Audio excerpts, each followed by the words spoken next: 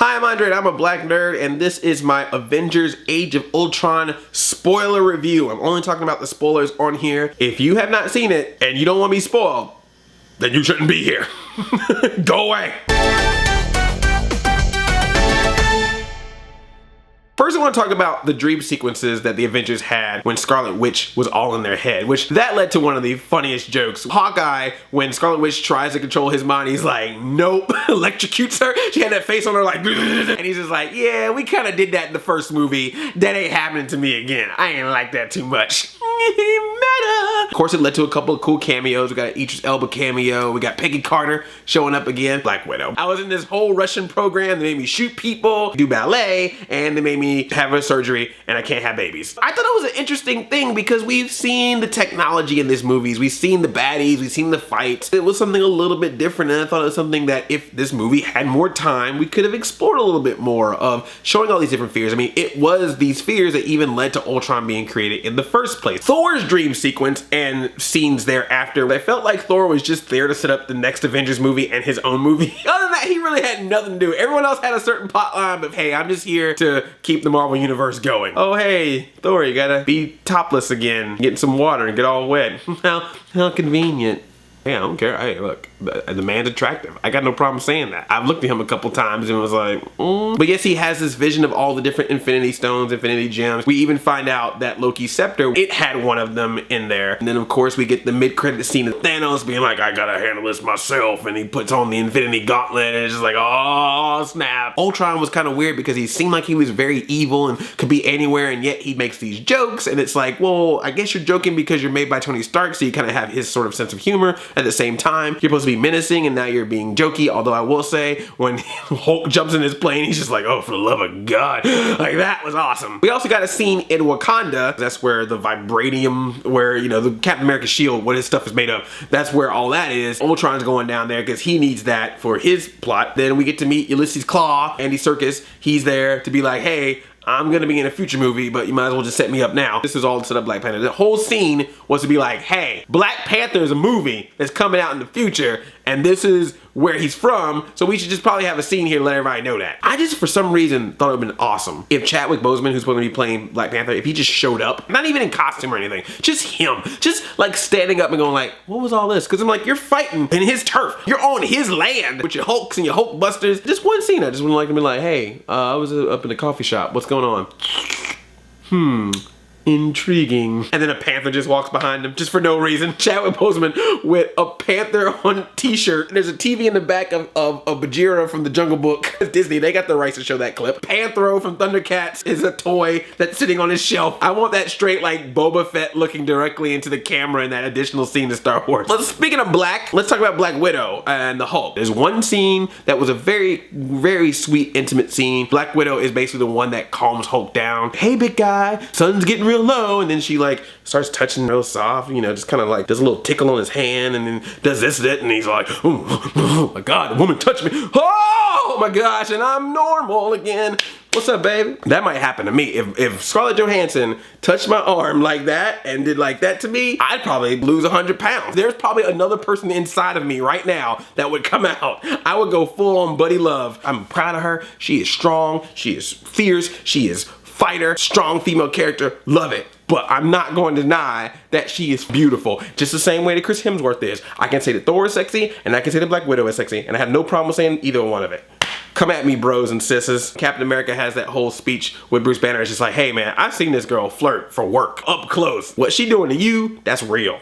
That's real love right there. Real love. That's what they should have did. They should have had Mary J. Blige just come out and sing, real love. Oh, I've been searching for a real love from a Incredible Hulk. Please, real love.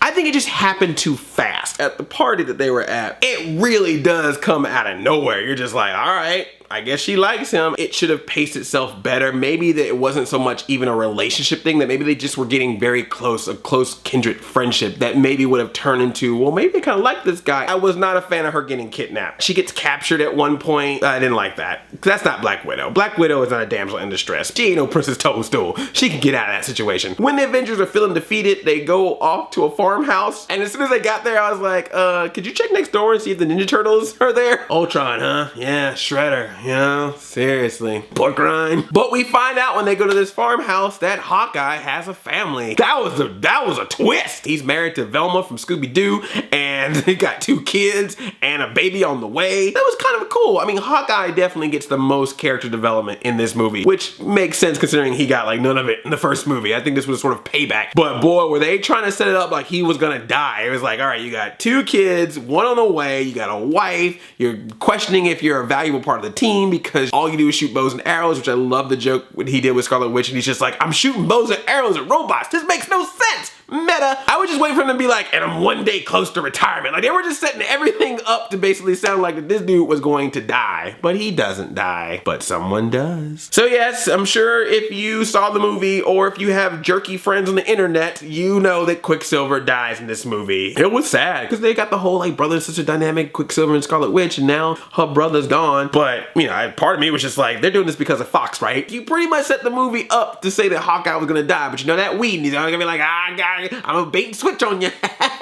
Quicksilver's gonna die, and you're like, yeah, you sure that that's what you really want to do? Or did someone from Disney go, hey, Quicksilver apparently was great in X-Men Days of Future Past, sounds like he's gonna be in Apocalypse, he might even get his own movie, so our Quicksilver's gotta die. Sorry, Kick-Ass. You gots to die. He was an enjoyable Quicksilver. I did like him. You did not see that coming, guy. Yeah, that's good. So I was kind of bummed that he was dead. I was like, nah, man. He just became a hero. He was a bad guy for most of the movie. He finally decided, you know what? Nah, I'm not going to follow this robot that we're following for some reason. We're not even going to explain how that even happened. But, hey, I'm a good guy now. Oh, man, it just got good. But again, Coulson died, and we saw how that turned out. They did have Quicksilver's body still around, and Scarlet Witch is still discovering her powers, and these Infinity Gems can definitely do some power, so who's to say Brother Man can't come back? But you know somewhere Flash was like, yeah, kill him. That's cool. That's good. That's good. Can we kill the other Quicksilver too? There can't be that many people that run fast around here. It's my time. I'm on the CW, son. We also had Vision. Boy, when he picks up that hammer, spoiler alert, the whole audience was like this. I was like that. I was like, because it was a great payoff to the whole scene that we had earlier. I mean, when Captain America moved Thor's hammer a little bit in that whole scene when they're all trying to pick up the hammer, even that made me go like, oh shoot, Captain America gonna rule Asgard. So when Vision not only picks it up, but he's just like, he didn't even think about it. He's just like, yo, hey Thor, take your hammer, go do something here. Freaking awesome. Vision just came in way too late. By the time we got to him, it was like, man, aren't we almost done with this thing? Like, you gonna introduce another new character right now? But enough other characters that were there. Let's talk about the ones that weren't there. Falcon, where were you, bruh?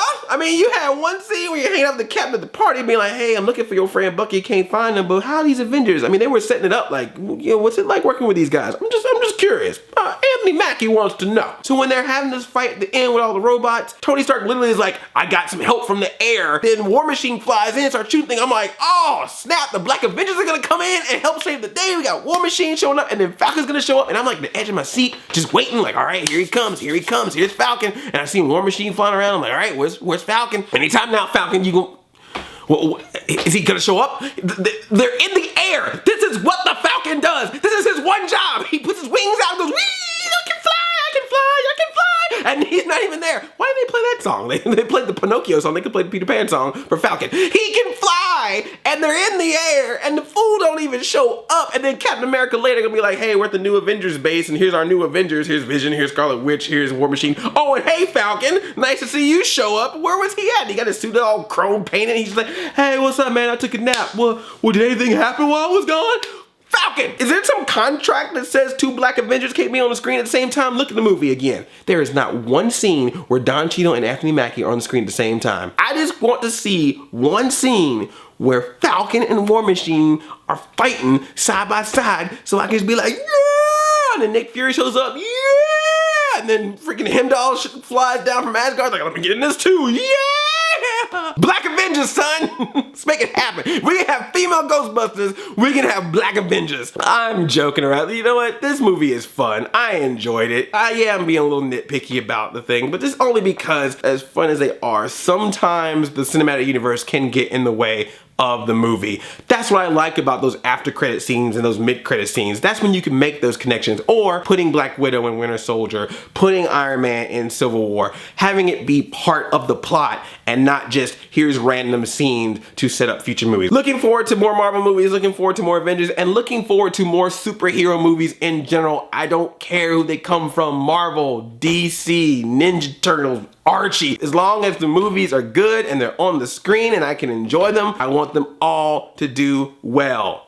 Got it? Because this is a crazy era that we live in. These are the types of movies that are the biggest movies in the world. It's awesome. I wish this is how it was when I was a kid. You know what superhero movie we had? Turbo, a Power Rangers movie. That's it. That was the only one. You got it good. Let me know what you thought of Age of Ultron. Go as spoilerific as possible. That's what we're here for. I love you like a play cousin. I'm Audi 5000.